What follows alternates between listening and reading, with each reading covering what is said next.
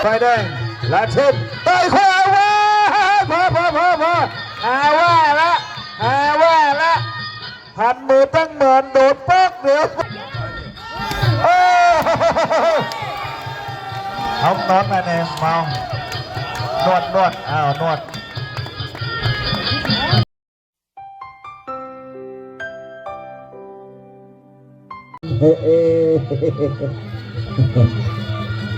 สารดีสุพรรณบอกไม่กลัวครับมาอยู่ที่ใจแค่นั้นนะครับใจสู้เสียอย่างวันนี้ก็เป็นคืนสุดท้ายของงานนะครับก็ขอบคุณชนะมวยคู่ที่หนึ่งสุพรรณแดงทีมนี้สูงไปเฮ้ยแลกบัตรกันแล้วบอลน้อยกับสุพรรณโอ้โห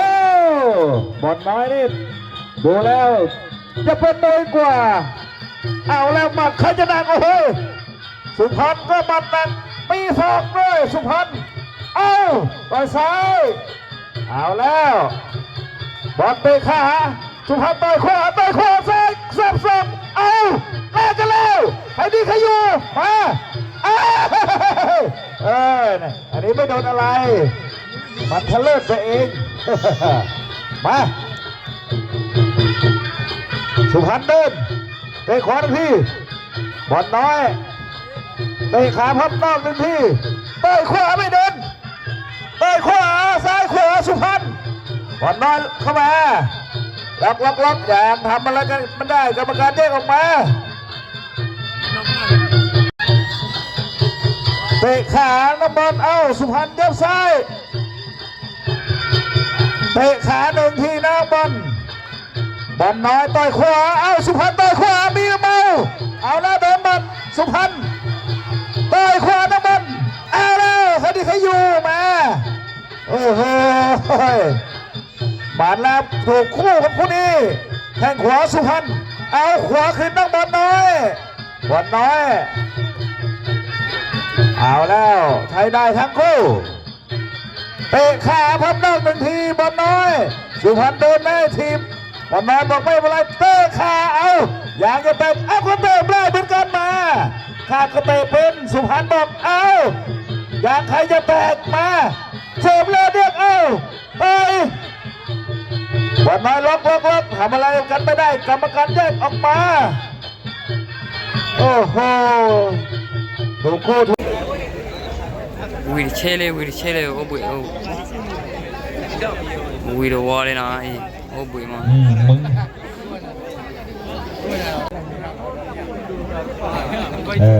วันนี้ก็คืนนะครับมวยก็มี3คืนนะครับฟิลิปปินส์ก็มี3คืนนะครับคืนสุดท้ายน้องนันไม่ต้องทำนะครับน้อยนี่สีท่าเป็นมวยหน่อยนึงแต่สุพรรณนี่อาศัยสดหนักใครจะแตกเอ้าสาระกันเลยบอลน้อยฝ่ายน้ำเงินเตะขวาสุพรรณอะไรยังไงสุพรรณเตะแรกคนละทีเตะขวาเย็บซ้ายเตะขวาเอาแล้วเตะกันแล้วเตะขาบอลน้อยสุพรรณเตะขาเหมือนกันเตะขวาสุพรรณเตะซ้ายขวาระวังกันจับสูงกรรมการแยกมาทำอะไรกันไม่ได้ระวังสูงระวังมา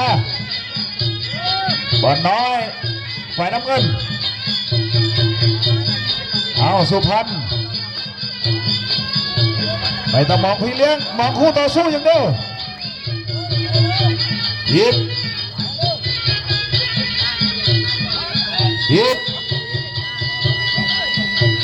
กรรมการจับจ้องบอลหุ้มซ้ายแยบซ้ายคนละทีเตะขวาพับนอกหนึ่งทีสุพรรณบอลน้อยก็เตะพับนอกคนละทีแจ้งใครจะแตกบอลน้อยหุบซ้ายหุบขวาคนละทีใครจะโดนของใครบอลน้อยล็อกมายังไม่ตีกรรมการแยกมาสุพรรณฝ่ายแดงยก2เร็วล็อก เอาแล้วมองพี่เลี้ยงทางที่ออกมาทางกลางเวทีเลยเอาหกซ้ายบอลน้อยเตะขาสุดท้ายมาเลยต่อซ้ายโอ้โหมาพอใจเอาโอ้โหเอาแล้วใครจะเดินของใครคนละทีล็อกมาเวียนเอาสอบยังไม่โดนสุพรรณเอายังไงโคตรกังของพี่เอาต่อขวาทีสุพรรณเอาคนละที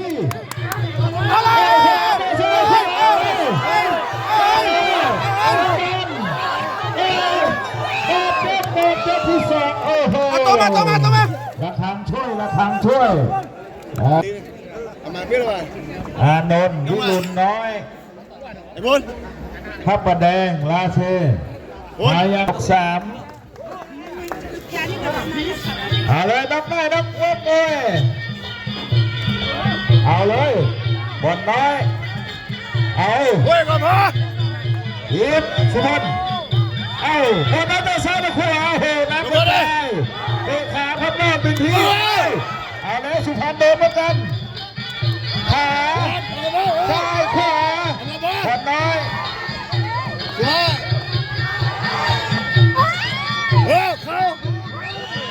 กรรมการเรียกมา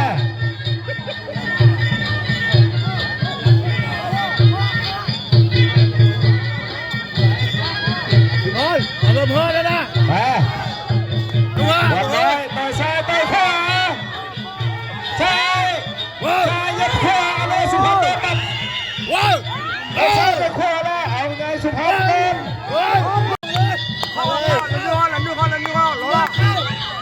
ยับซ้าย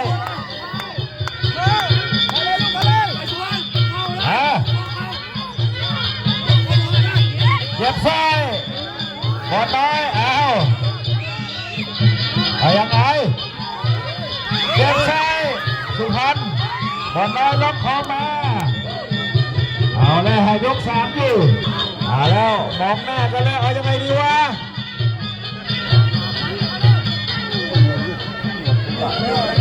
เอาสุพรรณเอาบอลน้อยล็อกได้ล็อกทั้งคู่เร็วเอาเย็บซ้ายสุพรรณเย็บซ้ายเอาบอลไหนยังไงบอลน้อยเอาสุพรรณเตะแขนไปขวาโอ้ยเอาแล้วเอานับเลยทั้งคู่เอาไอ้นี่เขาอยู่เลยไม่ต้องรอมันจะเริ่มตึงเอาไม่เกินตีหนึ่งเอาดินับเลยทั้งคู่แล้วยกสามแล้วมากลางเวที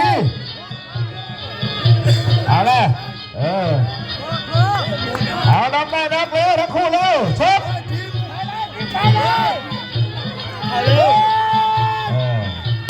พูดครับผม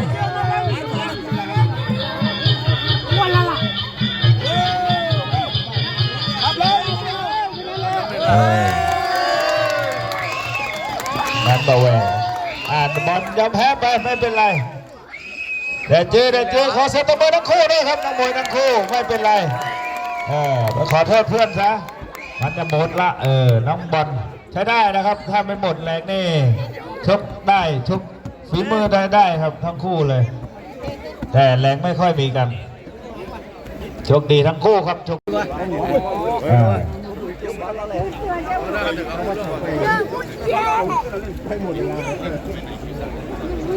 แต่งตัวเลยทั้งคู่วันที่วันเนาะมวยคัดเชือกนี่แหละค่ะสาระกาลาสตอร์ตัวลีเนาะมือมันจะชนอันนี้นะครับเพราะทางหน่วยงานไปคู่ที่10นะครับคู่เศษจอนนี่กับ3 ยกครับ3 ยกเอา3 ยกพอจะถึง3 ยกหรือเปล่าไอ้เล่ไฟแดงลาเชนต่อยขวาว่าพอว่าละพันมือตั้งเหมือนโดน บ่เอาเอออู้ยังบ่ทันขาดคำเลย แม่นเต๊ะหาว่าละเออแม่ซื้อหวยบ่ถูกอีเนาะแต่จ้ะผ้าพันมือเอาผ้าพันมือมาไอ้นกเอาผ้าพันมือออกเดี๋ยวหายพันจัดเมินเหรอน่ะน่ะ